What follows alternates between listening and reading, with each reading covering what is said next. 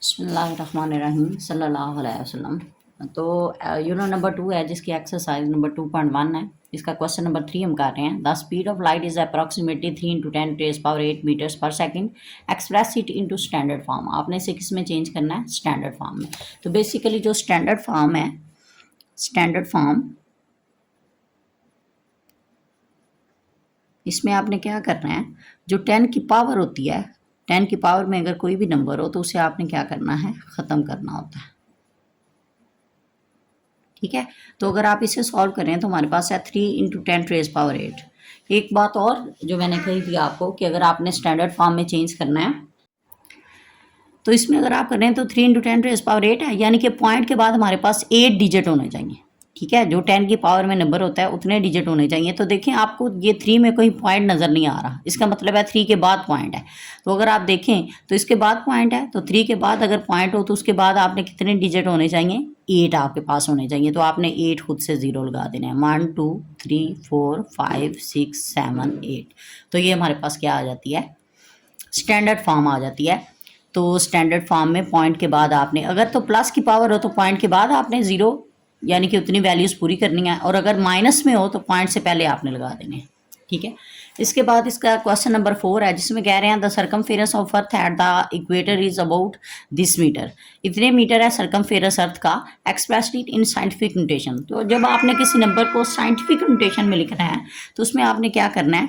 10 की पावर में नंबर आना चाहिए। ठीक है, साइंटिफिक नोटेशन में।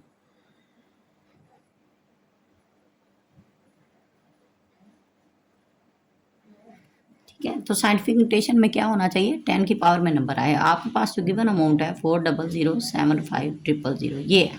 तो इसमें आप देखें आपको पॉइंट नज़र नहीं आ रहा, दैट्स मीन पॉइंट एंड पे है। आपने यहाँ से उठा के फर्स्ट नॉन जीरो डिजिट के बाद लेके आना है, तो यहाँ पे आ जाएगा। तो हमारे पास आ जाएगा 4.0075 इंटू 10⁻1 2 3 4 5 6 7 आ जाएगा।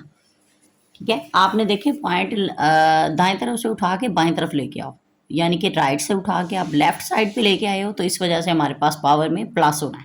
लेकिन अगर आप लेफ्ट साइड से उठा के राइट में लेके जाओ, यानी कि बाएं से उठा के दाएं में लेके जाओ, तो फिर आपके पास पावर में क्या होता है? माइनस होता है।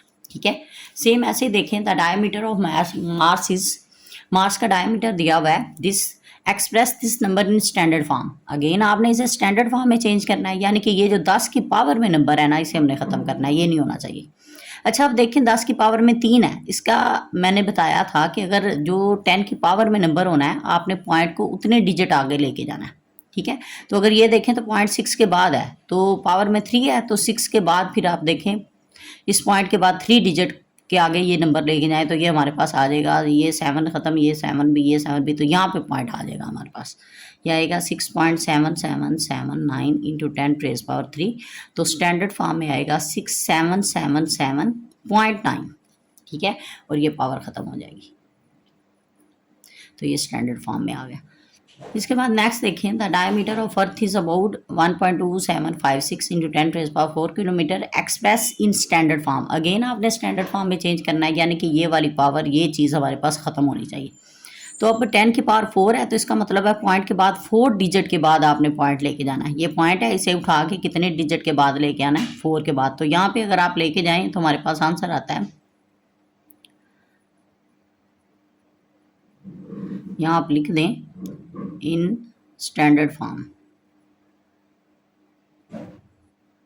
तो हमारे पास क्या आ जाएगा?